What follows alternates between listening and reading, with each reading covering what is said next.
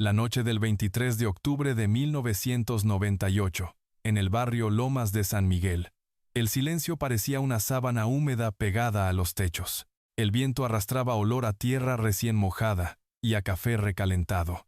Esa mezcla doméstica que anuncia que el día terminó y la gente se encerró a pensar sin decirlo. Entonces ocurrió. Un grito cortó la noche como vidrio que se quiebra en un piso vacío. No fue un grito breve. Fue un hilo de voz desgarrado que se estiró hasta obligar a los vecinos a mirarse con miedo a través de las cortinas. En la casa de las paredes blancas y rejas oxidadas, la luz de la cocina parpadeó una vez y quedó fija. En el suelo, sobre las baldosas con manchas de tiempo, yacía Elena Rivas. Tenía las manos crispadas como quien busca una puerta invisible y el rostro vuelto hacia la sombra más cercana, como si esperara que de allí saliera ayuda o sentencia. En el umbral, una figura masculina se desvaneció hacia el patio. Cruzó la penumbra con pasos que no fueron carrera ni caminar. Pasos de alguien que ya no pertenece al lugar que deja. Ramiro Duarte, su esposo, desapareció de la escena como si la casa se lo tragara por la espalda. Nadie abrió de inmediato. Las reglas no escritas del barrio eran claras. Primero escuchar, luego preguntar, y solo al final intervenir. Desde el número 14. Nelly, la vecina de pared con pared, sintió el golpe en el pecho que sucede antes de la culpa. Apartó la cortina con 2 dedos. Vio la puerta entornada, el resplandor amarillo de la cocina, esa luz cansada de foco viejito. El grito cesó. Pero la casa empezó a decir otras cosas. El goteo insistente del lavaplatos, una radio abandonada murmurando una balada, los platos vibrando todavía por el golpe que nadie vio. Lomas de San Miguel era un barrio que a esa hora se recogía. Las bicicletas ya dormían bajo los corredores. Los perros habían agotado el ladrido por costumbre. Y los niños, por fin, obedecían. Todos conocían a Elena y a Ramiro. Ella, maestra de primaria, era ese tipo de mujer que guardaba galletas en el bolso para los estudiantes que olvidaban el recreo y un pañuelo para cualquiera que llorara. Él, contador, de hablar preciso y camisas planchadas. El hombre de los recibos al día y la mirada que medía las cosas 2 veces antes de decirlas. Pareja ejemplar, repetían en la tienda de la esquina, como se repite una oración para espantar lo que no se entiende. Nelly empujó la puerta apenas. «Elena», dijo. Y su voz fue una piedra que cae en un pozo. Adentro, la cocina estaba detenida en una coreografía interrumpida.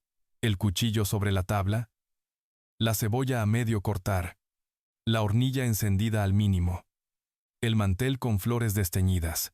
En el suelo, Elena intentó incorporarse, pero el cuerpo no quiso. Nelly llamó su nombre de nuevo, y el eco le devolvió una especie de quejido, como si la casa supiera responder por ella. Pronto asomaron otras sombras al borde del antejardín. Don Rubén, el del 18, cruzó los brazos como si el gesto pudiera sostenerle el corazón. La señora Mariela, con la bata de dormir y el cabello recogido, murmuró una oración de memoria. Nadie nombró a Ramiro al principio. Era extraño. Su ausencia pesaba más que la imagen de Elena en el suelo. Nelly se arrodilló con torpeza.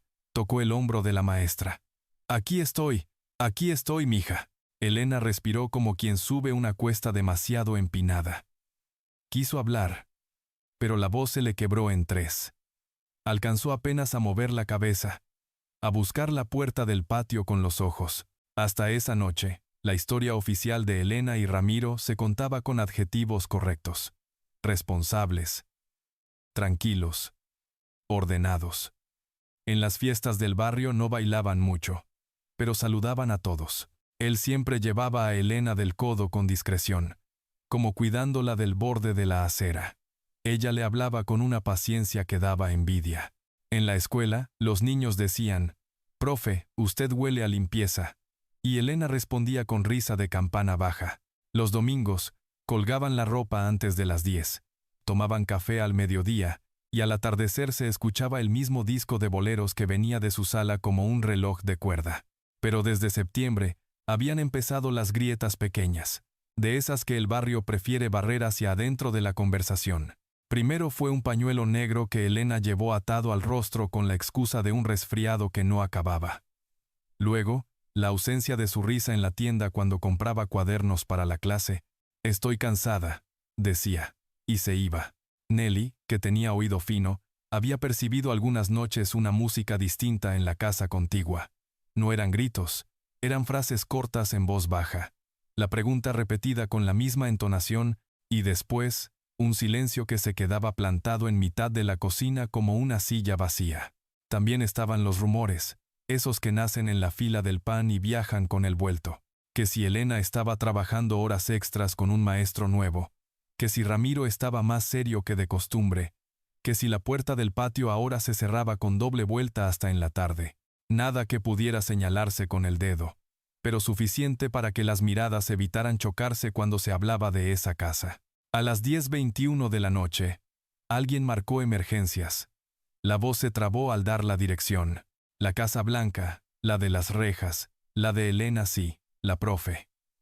El teléfono colgó con la sensación de estar entregando un secreto que no quería decirse. Nelly pidió a don Rubén que trajera una cobija, la azul, la de cuadros. Tapó a Elena con cuidado. Dejó destapado el rostro para que respirara. En esos segundos que no corren, Nelly recordó la última vez que la vio con el pañuelo. Elena había dicho, «Me pegué con la puerta del baño». Y Nelly, que tanto sabía de puertas, no encontró qué responder. La sirena de la ambulancia rompió el barrio en dos. Los que miraron desde la ventana y los que se atrevieron a entrar. Los paramédicos cruzaron el corredor como si conocieran la casa de toda la vida. Uno preguntó los nombres a toda prisa. «Elena Rivas, 32», dijo Nelly antes de que alguien más supiera decirlo. «¿Y el esposo?». El paramédico no esperaba respuesta. Era una pregunta de protocolo, pero la cocina se volvió más fría. Nelly bajó la mirada hacia el suelo recién trapeado, hacia el borde de la alfombra que siempre estuvo un poco chueca, hacia la puerta del patio que aún respiraba. Nadie dijo, «Ramiro». Nadie se atrevió a pronunciarlo. Elena fue elevada en camilla con los movimientos cortos de un ritual antiguo. La radio, que nadie había apagado, siguió cantando una estrofa de amor imposible. Una vecina la apagó con la mano temblorosa. Afuera, bajo la luz pálida del poste, los curiosos se apartaron como agua al paso de un barco. Alguien cubrió a Elena con otra cobija. Alguien sostuvo la puerta del vehículo. Alguien hizo una seña para que la ambulancia diera la vuelta por la calle de arriba, que estaba menos rota. Cuando la sirena se perdió en la avenida, el barrio quedó mirando el hueco que deja una historia cuando aún no tiene nombre. Nelly apoyó la frente en la reja. Don Rubén dijo que iba a cerrar la casa por seguridad. La señora Mariela, con la bata de dormir ya mojada por el sereno, juntó las manos. Nadie se movió durante un minuto entero. Y entonces, como si el aire necesitara convertirse en una oración, la pregunta que todos tenían atrapada se quedó colgando sobre los azulejos, sobre la mesa, sobre la calle brillosa. ¿Dónde está Ramiro? En los días previos a aquel 23 de octubre de 1998, las rutinas del barrio Lomas de San Miguel parecían inquebrantables. Las mujeres regaban las plantas al caer la tarde. Los niños jugaban con trompos y canicas en la calle empedrada. Y los hombres regresaban del trabajo con el cansancio colgando en los hombros. Pero dentro de la casa de Elena y Ramiro, el aire empezaba a espesarse con algo más que humedad. La sospecha. Todo comenzó semanas atrás, cuando un nuevo maestro llegó a la escuela primaria donde Elena impartía clases. Su nombre era Julián.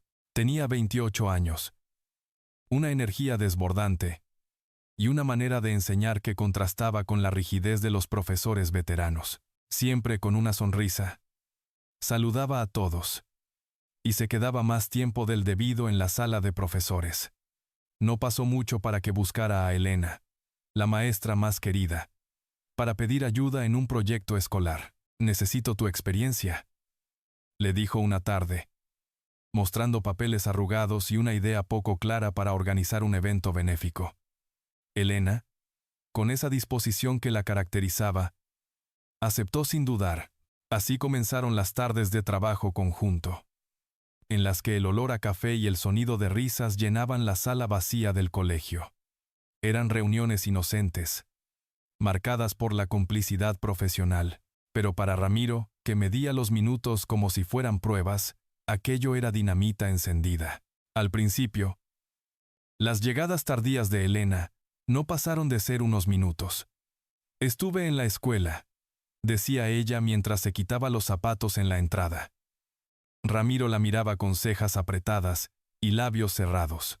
No preguntaba nada, pero guardaba cada explicación como si fueran monedas de deuda. Hasta que un día, mientras Elena dormía, Ramiro hurgó en su bolso.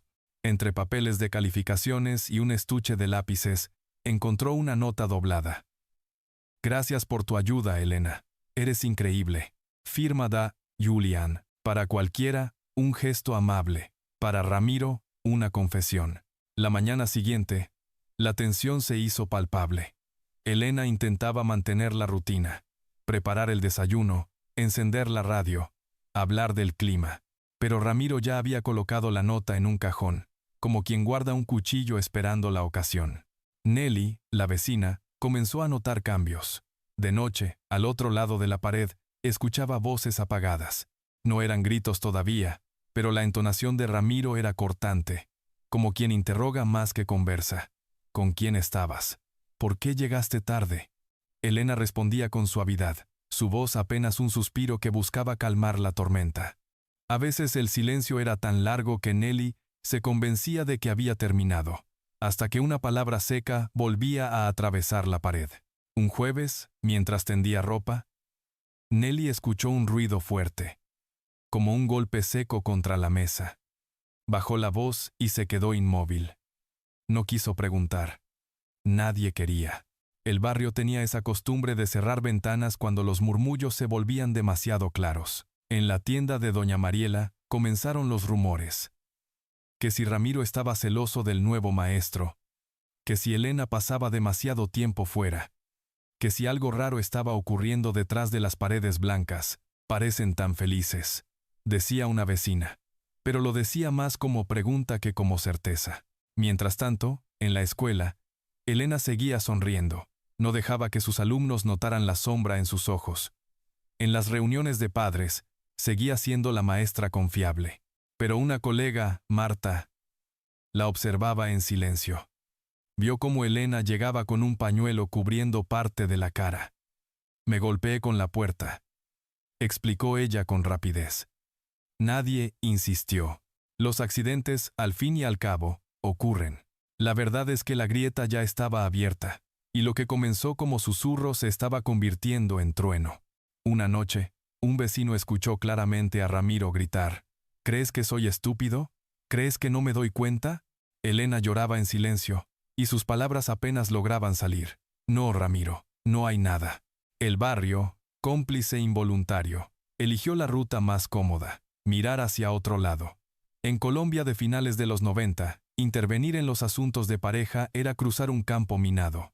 El miedo a equivocarse, a ser señalado, o simplemente a cargar con un problema ajeno, mantenía las puertas cerradas. Nelly, en su cama, se cubría los oídos con la almohada, pero las palabras atravesaban cualquier barrera.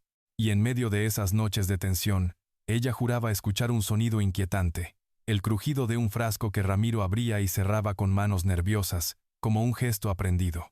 No sabía qué era, pero en su corazón, algo le decía que ese objeto se convertiría en testigo del final que nadie quería imaginar. En la penumbra de Lomas de San Miguel, la calma barrial se mantenía solo en apariencia.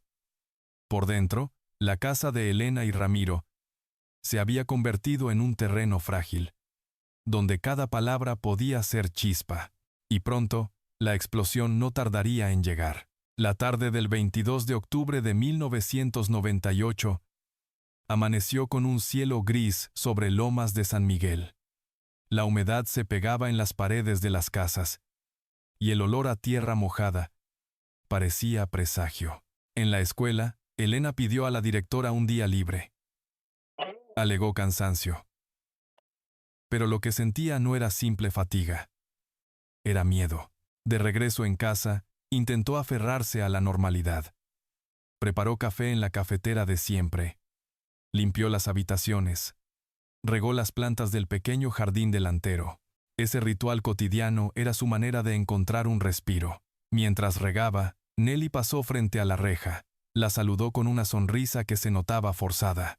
¿Todo bien, Elena?, preguntó con cautela. La maestra asintió, pero sus ojos estaban enrojecidos. Solo cansada. Cambió de tema con rapidez, hablando de flores y clima. Nelly, inquieta, no insistió. Se fue con un nudo en la garganta, prometiéndose que hablaría con ella más tarde. Pero ese más tarde nunca llegaría.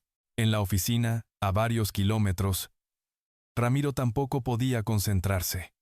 Sus colegas lo notaron distante, con la mirada fija en un punto invisible. Carlos, un compañero de trabajo, intentó bromear. «Pareces haber visto un fantasma, Ramiro». Él apenas respondió con una sonrisa rígida. Poco después pidió permiso para salir temprano. Dijo tener un asunto personal, pero su expresión transmitía otra cosa, una decisión tomada. Cuando llegó a casa, encontró a Elena en la cocina preparando la cena. La radio sonaba con una balada suave. Los olores de guiso llenaban el aire. La escena era casi idílica. Pero en los ojos de Ramiro no había ternura, solo un vacío.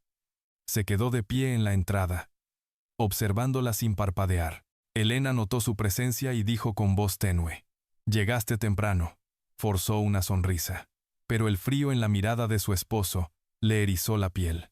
«Necesitamos hablar», dijo Ramiro con tono glacial. La conversación que siguió fue más un interrogatorio que un diálogo. La voz de él era seca, insistente. Preguntó por Julián, por los horarios, por cada minuto de sus días. Elena, confundida, intentaba explicar: «No hay nada, Ramiro, solo trabajo». Pero sus respuestas parecían alimentar la furia de él, no calmarla. De repente, Ramiro sacó un papel doblado del bolsillo. Era la nota de Julián. La agitó frente al rostro de Elena. «¿Qué es esto?». Ella lo miró con sorpresa. Solo un agradecimiento, nada más. Pero las palabras se perdieron en el aire, porque Ramiro ya no escuchaba. Para él, esa nota era una confesión, una prueba irrefutable. El silencio que siguió fue más aterrador que cualquier grito. Elena, con lágrimas en los ojos, intentó apartarse. Dio un paso hacia la puerta. Pero Ramiro bloqueó el paso con su cuerpo. «No vas a irte hasta que me digas la verdad», pronunció con calma gélida. Esa calma pesaba más que la furia. Nelly, desde su sala, percibió un murmullo extraño. No eran los habituales intercambios de reproches. Era un tono más bajo, más contenido, como el de alguien que prepara algo. La vecina se quedó inmóvil, con la sensación de que el aire se espesaba. Elena suplicaba: «Por favor, Ramiro, créeme, no hay nada». Él no respondió. Sus manos temblaban mientras buscaba en el maletín que había dejado sobre la mesa. Lo abrió con cuidado y, entre papeles de oficina, asomó un frasco de vidrio pequeño, cerrado con fuerza. Elena lo miró confundida. «¿Qué es eso?», preguntó con un hilo de voz. Ramiro no contestó. Se limitó a guardar de nuevo el frasco en el maletín y cerrar con brusquedad. En su rostro, la expresión se endureció como piedra. La noche cayó con un silencio que no era natural. La radio siguió sonando, pero nadie prestaba atención a la música. Afuera, los vecinos conversaban de la vida cotidiana, sin saber que dentro de esa casa, el matrimonio que todos creían perfecto se encontraba al borde de un abismo. Elena intentó dormir esa noche, pero el sueño no llegaba. Desde su cama, escuchaba los pasos de Ramiro en el pasillo, el abrir y cerrar de cajones, el leve crujido del frasco. Se cubrió con la manta, deseando que todo terminara, sin saber que apenas estaba comenzando.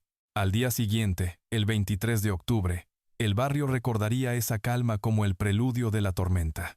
La noche del 23 de octubre de 1998 cayó sobre Lomas de San Miguel, con un aire espeso, como si la ciudad misma presintiera lo inevitable. Las farolas iluminaban con un resplandor amarillento las calles húmedas, y el murmullo de la lluvia fina se mezclaba con el canto lejano de un perro. En la casa de paredes blancas, la rutina aparentaba seguir su curso. La radio sonaba con una balada melancólica. El guiso hervía lentamente en la estufa. Y Elena, con el delantal puesto, intentaba mantener la calma en medio de un silencio que ya no era doméstico, sino fúnebre. Ramiro estaba de pie en el marco de la puerta de la cocina. Su mirada no era la del contador ordenado, ni la del esposo dedicado que los vecinos admiraban. Era una mirada vacía, cargada de resentimiento y una furia contenida que buscaba desatarse. «Necesito respuestas», dijo, con una voz que no parecía la suya. Elena dejó el cuchillo sobre la tabla y se giró despacio. «Ya te lo he dicho, Ramiro. Solo trabajo. No hay nada más». Él dio un paso adelante. «Mientes». El tono fue tan seco que Elena retrocedió hasta chocar con la mesa. Sus manos temblaban. Intentó sonreír. Intentó apelar a la memoria de años compartidos, a los cafés, a las tardes de domingo. «Ramiro, somos nosotros, tú y yo. No tienes que...» Pero la frase murió antes de salir completa. Ramiro ya había abierto el maletín que había dejado sobre la mesa. De adentro sacó el pequeño frasco de vidrio. Lo sostuvo entre los dedos como quien acaricia un talismán oscuro. Elena frunció el ceño, confundida.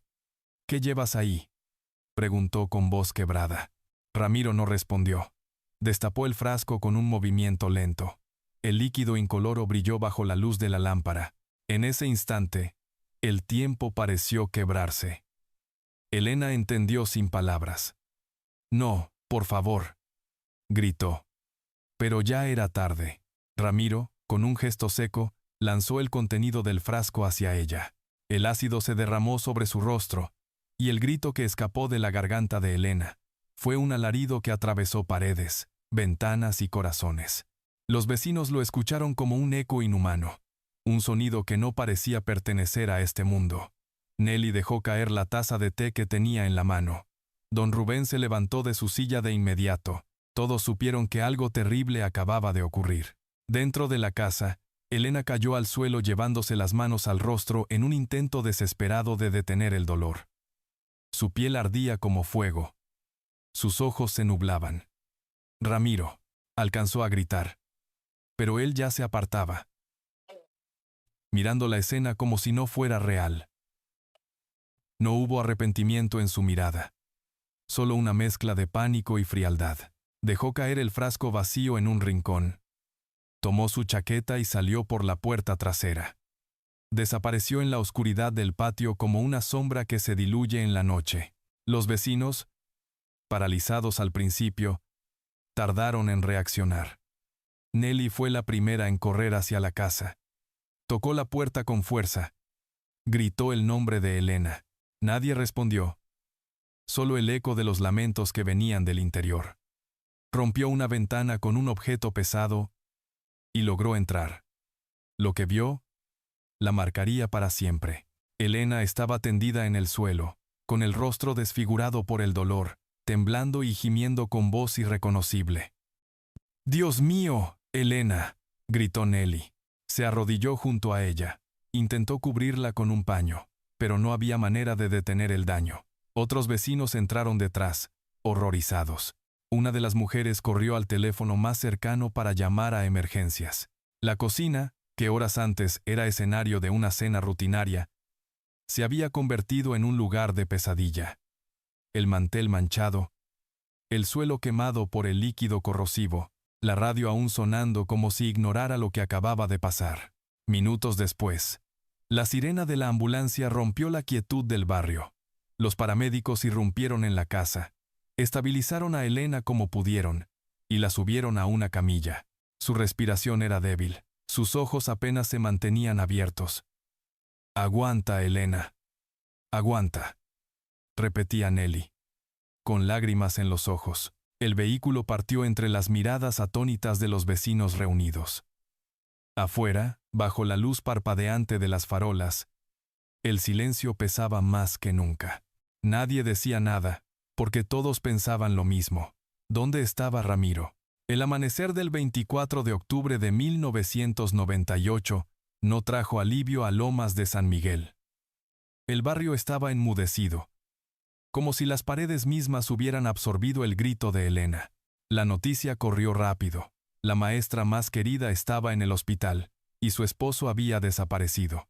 En las esquinas, los vecinos murmuraban entre sí, incapaces de comprender cómo aquel matrimonio, ejemplo de orden y respeto, se había convertido en una tragedia. En el Hospital Central de San Jerónimo, los médicos luchaban contra reloj. Las quemaduras en el rostro y el cuello de Elena eran severas. El ácido había penetrado profundo. En la sala de urgencias, los paramédicos que la habían trasladado repetían a los doctores la misma frase: «Nunca gritamos así en nuestra vida». La intensidad del dolor que había atravesado la noche era indescriptible. Mientras tanto, en la sala de espera, Nelly sostenía un rosario entre las manos temblorosas. Se sentía culpable. Recordaba cada rumor. Cada vez que escuchó frases cortantes a través de la pared. Cada ocasión en que vio a Elena con un pañuelo cubriéndole la cara.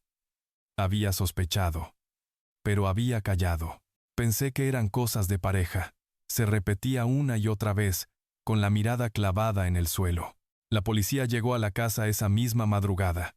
Acordonaron el lugar con cintas amarillas. Los flashes de las cámaras de los periodistas locales iluminaban la fachada blanca y las rejas oxidadas, dándole al escenario un aire de película macabra. Dentro, los agentes registraban cada rincón en busca de pistas sobre Ramiro. En la mesa de la sala encontraron el maletín abierto. Y en el escritorio, un cuaderno viejo de tapas negras. Al principio parecía un cuaderno común. Cuentas, recordatorios de pagos, fechas de reuniones. Pero a medida que pasaban las páginas, los agentes notaron frases garabateadas con furia. «Ella no me respeta. No puedo confiar en nadie. Si no es mía, no será de nadie». Entre esas notas dispersas había algo más perturbador. Una lista de nombres. Algunos tachados con violencia. Otros subrayados con insistencia. Uno de ellos resaltaba con 2 líneas rojas. Elena. Elena. Yaria Aleng. El hallazgo heló a los investigadores. No era solo un arranque de celos. Ramiro llevaba tiempo escribiendo sus pensamientos oscuros, alimentando su obsesión hasta convertirla en destino. La investigación se trasladó a su pasado. En entrevistas con vecinos de su infancia, los policías descubrieron que Ramiro no era originario de San Jerónimo, como muchos creían. Había nacido en un pequeño pueblo cercano a Cali. Su padre era recordado como un hombre rígido y autoritario, que gobernaba el hogar con mano dura. A los hijos los crió a gritos y castigos.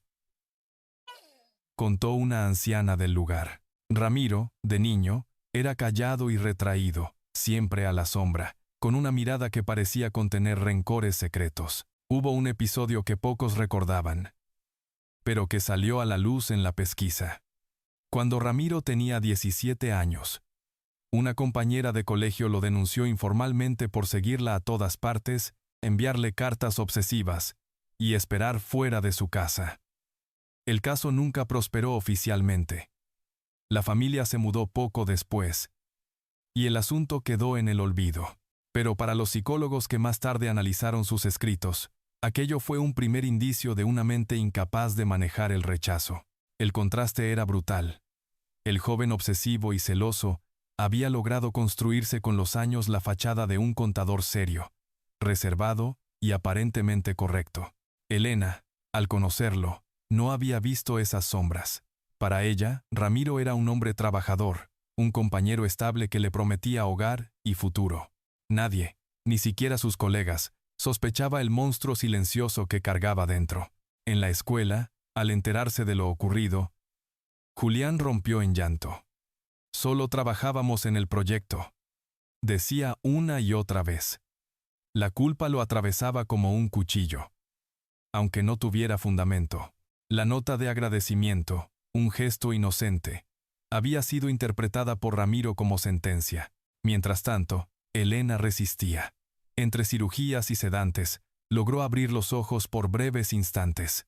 Sus primeras palabras al recobrar la conciencia fueron un susurro que heló a los médicos. Nunca lo vi venir.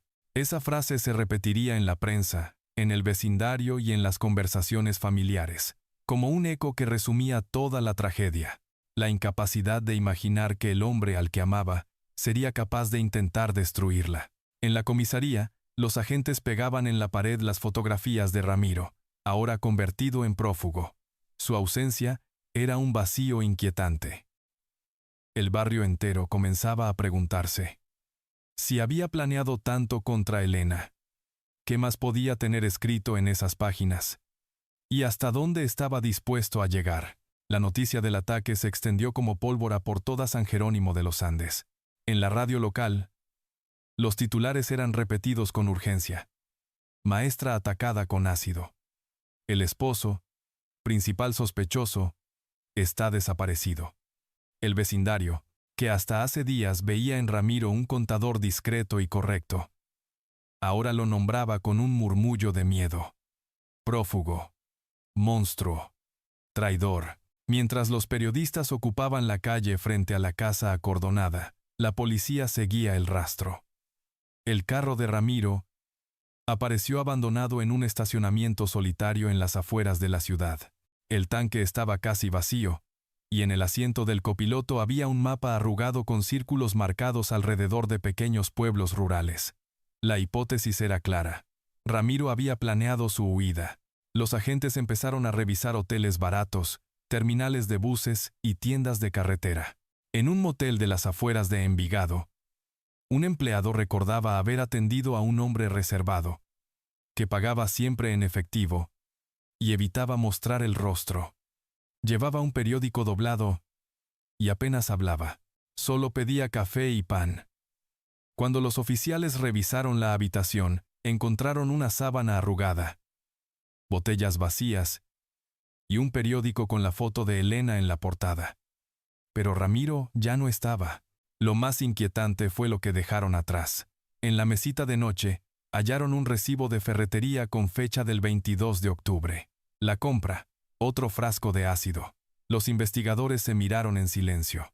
No solo había huido, también había preparado más. En el barrio, la conmoción se mezclaba con la culpa.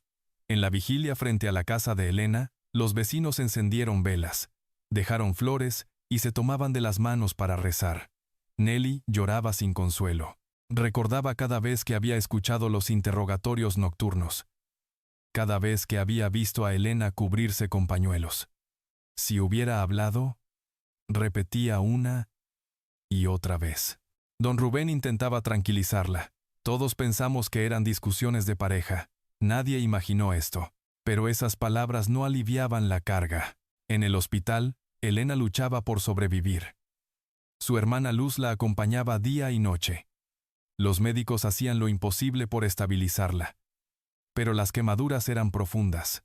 Entre sedantes y dolor, Elena murmuraba frases entrecortadas. No era él. Algo cambió. Sus palabras reflejaban un choque interno. El Ramiro que ella conoció, el hombre que le llevaba café a la cama, parecía un extraño frente al que había levantado la mano contra ella. La policía desplegó un operativo mayor. El rostro de Ramiro apareció en carteles, en noticieros, en boletines de seguridad. Si lo ve, no intente acercarse. Llame de inmediato a las autoridades, repetían los anuncios. Sin embargo, Ramiro parecía moverse como un fantasma, siempre un paso adelante. En el motel, además del recibo de la ferretería, los agentes encontraron una libreta nueva, distinta a la del escritorio de la casa. En sus páginas, escritas con pulso firme, había listas de nombres: Julián, Nelly, un colega de su oficina, incluso un primo lejano en Bogotá. Junto a cada nombre, anotaciones breves. Sabe demasiado. Me traicionó. No es de fiar. El hallazgo dejó claro que la obsesión de Ramiro iba más allá de Elena. En su mente distorsionada, todos eran culpables de algo. La ciudad entera estaba en vilo.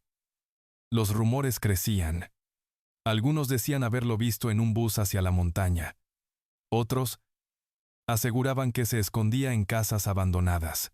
En los pasillos del hospital, los familiares de Elena temblaban ante una idea aterradora. Si Ramiro había comprado más ácido, ¿acaso planeaba volver para terminar lo que había empezado? Mientras tanto, en el barrio, la vida cotidiana se detuvo. Los niños dejaron de jugar en la calle. Las mujeres salían solo acompañadas. Y las noches se llenaban de oraciones colectivas. Cada sombra parecía una amenaza. Cada puerta cerrada era un recordatorio de que el peligro podía estar al acecho.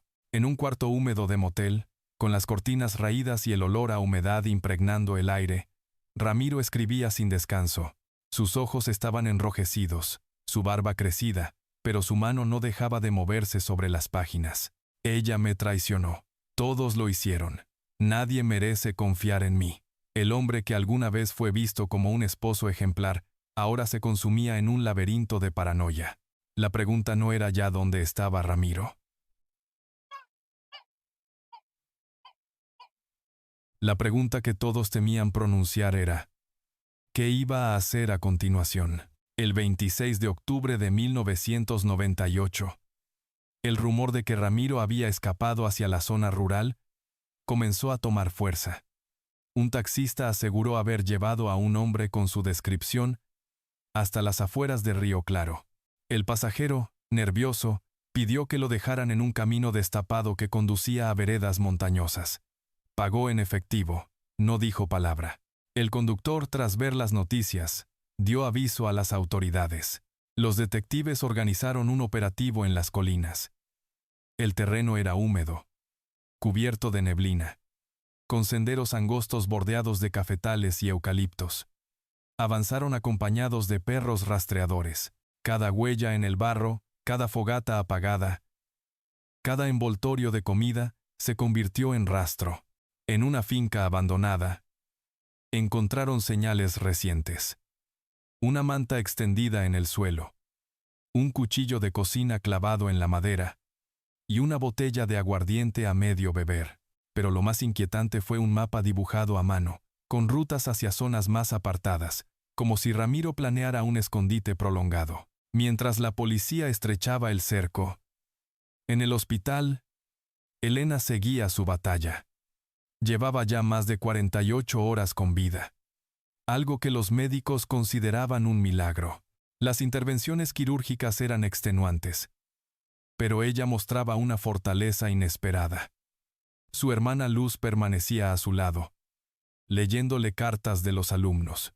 «Profe, la esperamos en clase», decían los dibujos hechos con crayones de colores.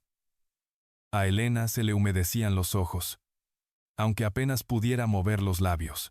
En medio de ese dolor, comenzó a gestarse algo más, una determinación. Una tarde, entre susurros le dijo a su hermana, «Quiero contar mi historia, no quiero que él gane». Esa frase, débil pero firme, encendió una chispa de esperanza en quienes la rodeaban. De vuelta en las montañas, la persecución se intensificaba. Los policías encontraron huellas frescas junto a una quebrada. Los perros ladraron con insistencia. Uno de los agentes levantó un objeto del suelo.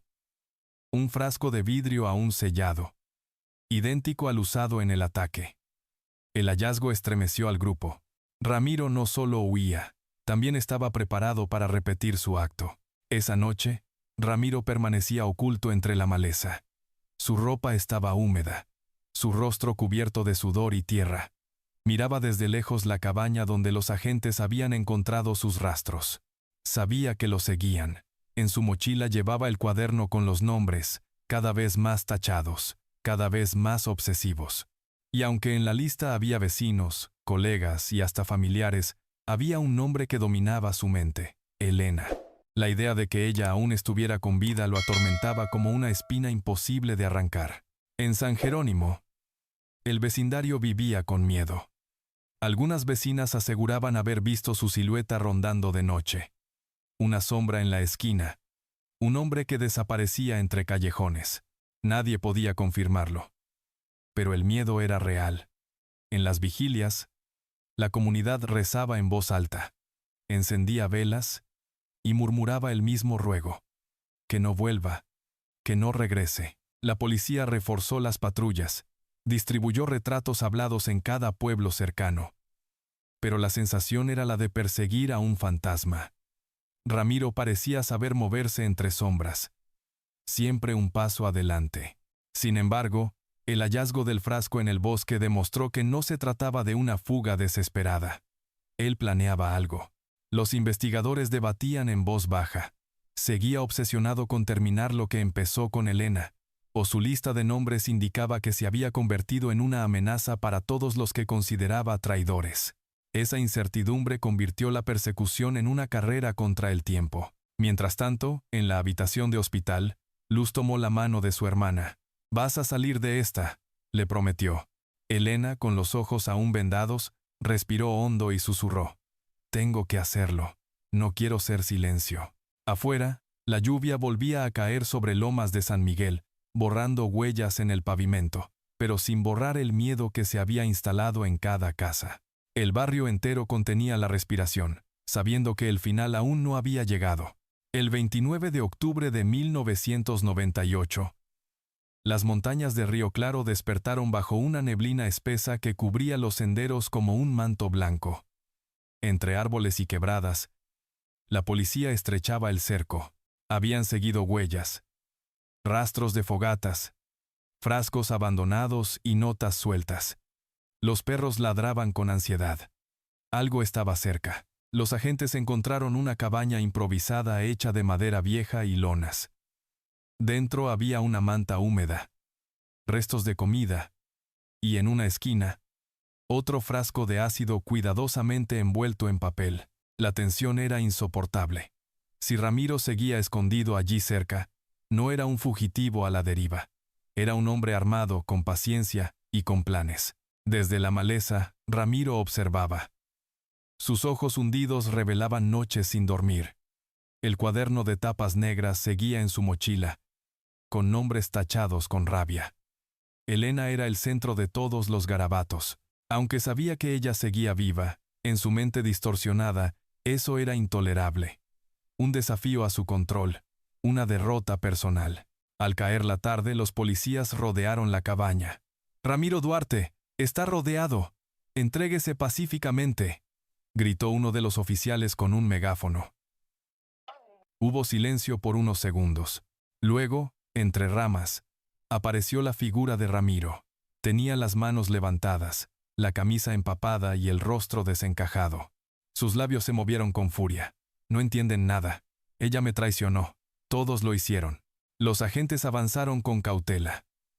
Ramiro parecía dispuesto a rendirse. Pero de pronto, en un movimiento rápido, sacó un cuchillo escondido en la pretina del pantalón. La tensión se rompió. Los policías gritaron órdenes. Los perros tiraban de las correas. Ramiro levantó el cuchillo como quien sostiene una bandera torcida. Antes de que pudiera usarlo, un disparo seco resonó en la montaña. La bala le rozó el hombro, haciéndolo caer al suelo. Inmovilizado, con las manos esposadas detrás de la espalda, Ramiro seguía murmurando incoherencias. «No era yo, eran ellos. Ella me obligó». Los oficiales lo subieron a un vehículo, mientras la neblina cubría la escena como si quisiera borrar lo ocurrido. La cacería había terminado.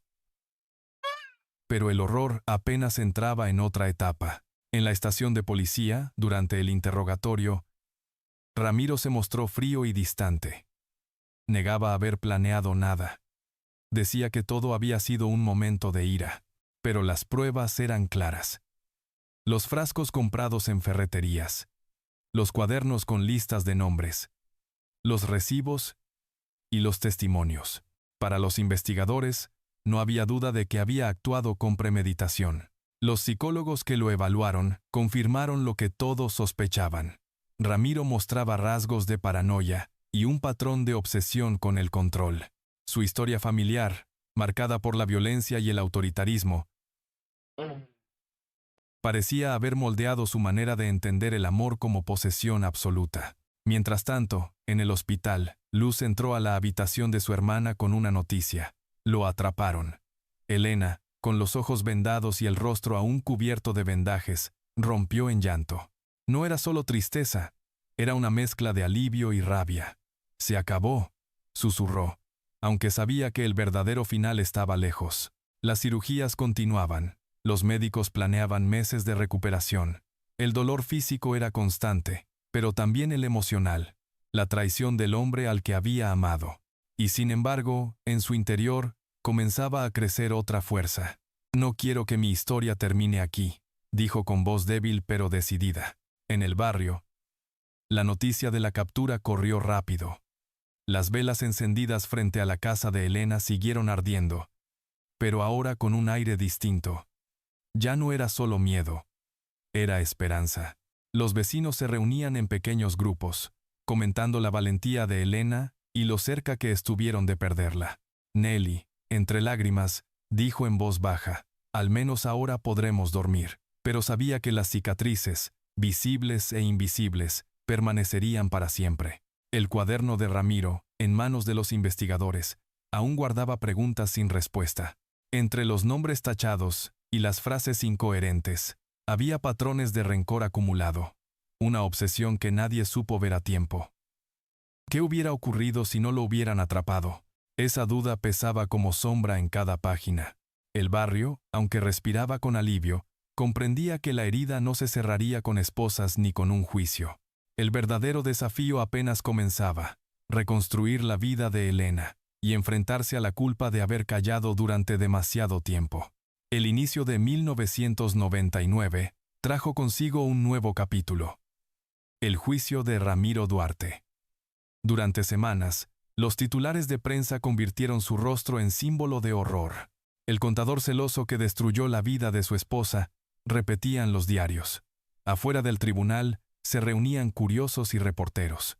El país entero seguía cada detalle, como si aquella sala fría pudiera ofrecer respuestas a preguntas que llevaban meses pesando. Elena, mientras tanto, seguía en recuperación. Las cicatrices en su rostro eran profundas, pero su voluntad lo era aún más. Cada intervención quirúrgica era dolorosa, cada mirada en el espejo era un desafío. Aún así, se negaba a rendirse. Cuando pudo hablar con mayor claridad, dijo a su hermana: «Quiero que mi voz sirva para que otras mujeres no pasen por esto». El día de la audiencia, la sala estaba llena. Ramiro entró con las manos esposadas, con la misma expresión dura y vacía que los vecinos recordaban. Nunca giró la mirada hacia Elena, que asistió acompañada de Luz y de algunos colegas de la escuela. Cuando el juez preguntó si tenía algo que decir, Ramiro solo repitió: «Ella me traicionó. No me dejaron opción». Sus palabras cayeron como piedras en un pozo, sin eco. Los fiscales presentaron las pruebas: los recibos de la ferretería, los cuadernos con listas de nombres, las frases obsesivas, el testimonio de los vecinos que escucharon los interrogatorios y los gritos. Cada detalle dibujaba el retrato de un hombre que había planificado con frialdad.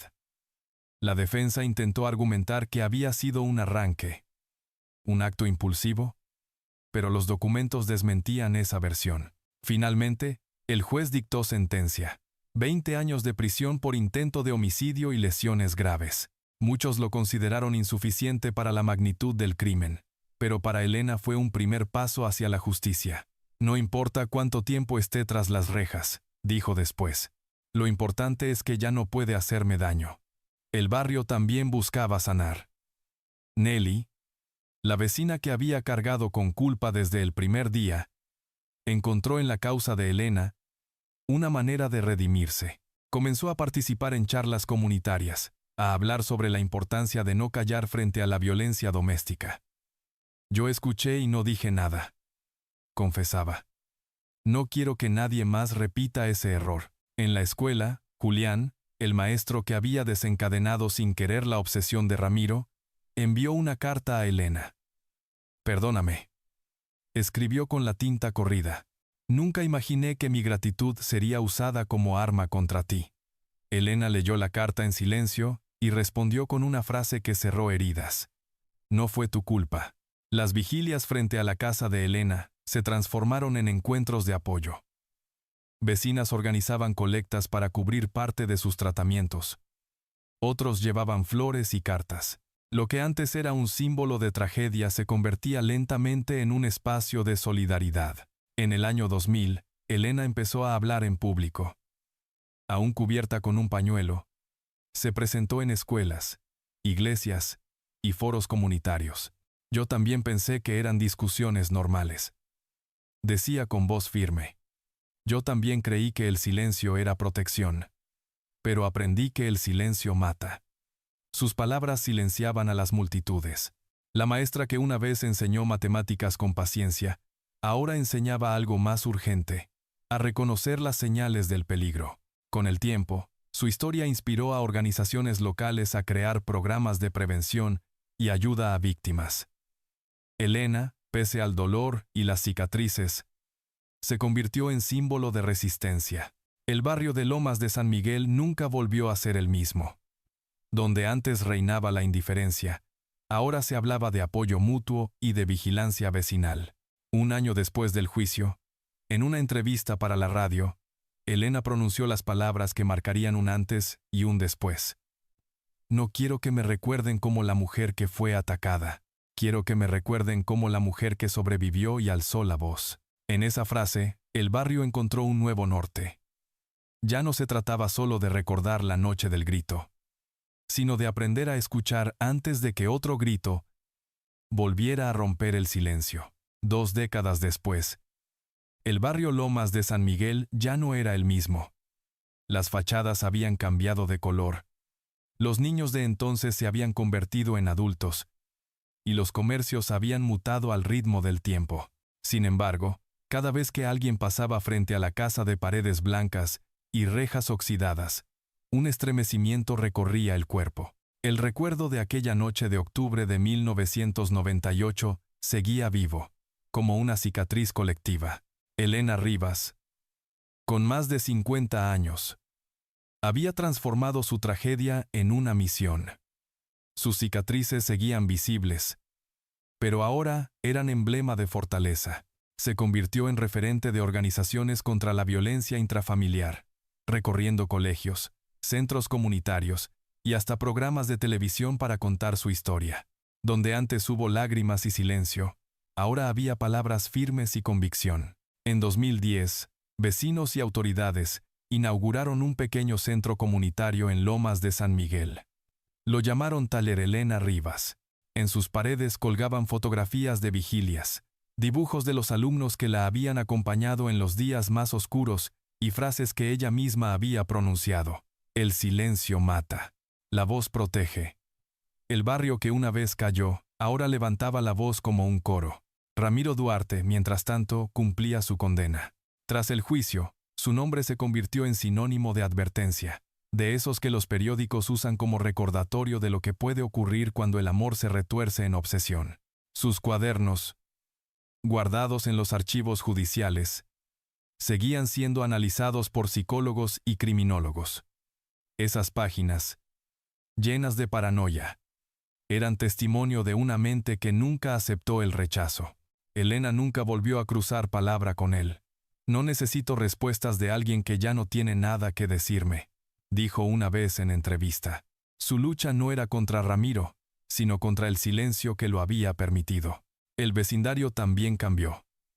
Nelly, la vecina que aquella noche entró a la casa para auxiliar a Elena, se convirtió en su aliada inseparable. Pasaron de compartir murmullos de café a compartir escenarios en charlas comunitarias. Nelly lo decía sin rodeos.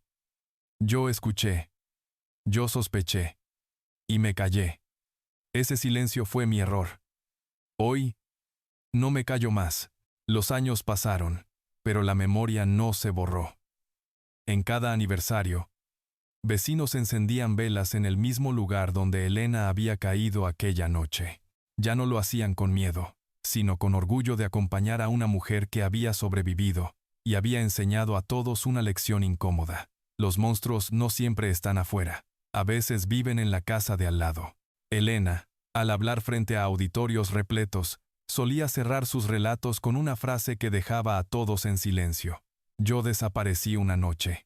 No físicamente, pero mi vida, mis sueños, se apagaron. Sin embargo, volví, y mi voz no desaparece más. Su historia se convirtió en faro. Mujeres que antes callaban encontraron valor para denunciar. Familias que antes miraban a otro lado aprendieron a preguntar. Comunidades enteras comenzaron a organizarse. Lo que fue un crimen atroz, con el paso de los años, se transformó en semilla de resistencia. Y así, el eco de aquella noche no se extinguió. Se transformó en memoria, en advertencia, en esperanza. Porque la desaparición de Elena no fue física, sino simbólica. Desapareció la mujer que confiaba ciegamente, para dar lugar a otra que ya no permitía que la callaran. A ti que has llegado hasta aquí, quiero decirte algo. No todos se atreven a mirar de frente estas historias. Tú formas parte de una comunidad que busca entender lo inexplicable, que se niega a callar. Deja en los comentarios lo que esta historia te hizo sentir. Comparte este video para que la voz de Elena llegue más lejos y su ejemplo inspire a otros. Suscríbete al canal, porque aquí seguimos explorando lo que se oculta tras las puertas cerradas, lo que se esconde en las historias familiares, lo que nadie se atreve a contar. Mantén viva tu curiosidad, porque el próximo caso puede revelar otra verdad perturbadora.